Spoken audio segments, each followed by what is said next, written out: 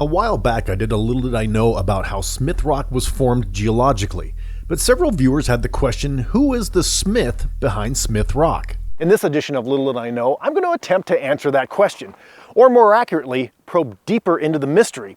You see, how Smith Rock was named is not entirely known.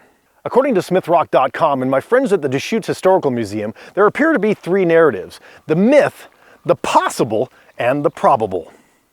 The first two featured the same character, Private Volk Smith, who was believed to have died here in this area in the heat of battle.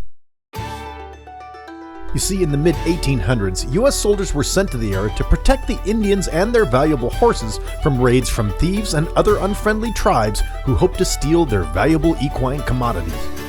And Chief Paulina himself was the head of one of these very raids.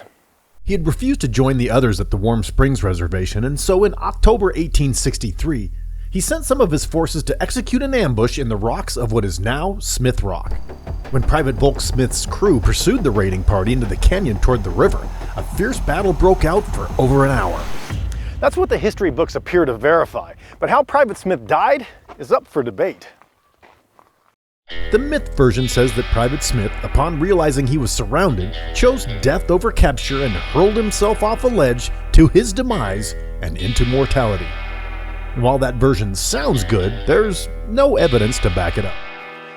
However, there is evidence to another end to our young Private Volk Smith.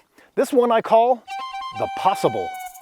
According to 9 different documents from that time, our Private Volk Smith quickly ascended the rock ledge to get a vantage point on the battle and sadly lost his footing and fell to his death.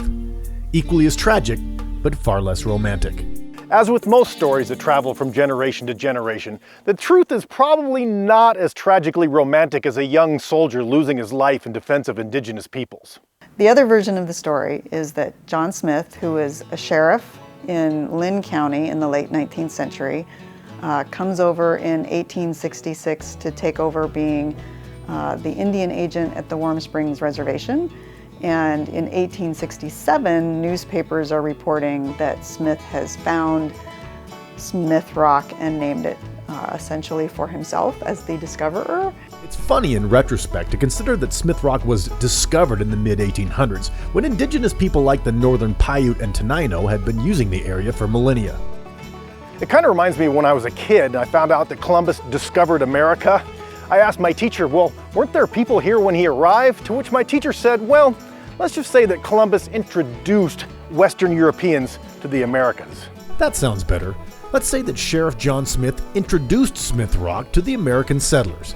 And speaking as someone who regularly spends hours among these rocks and whose lineage traces back to the Western expansion, thanks for the introduction, Sheriff Smith. Mighty glad you did. For Central Oregon Daily News, I'm meteorologist Scott Elness.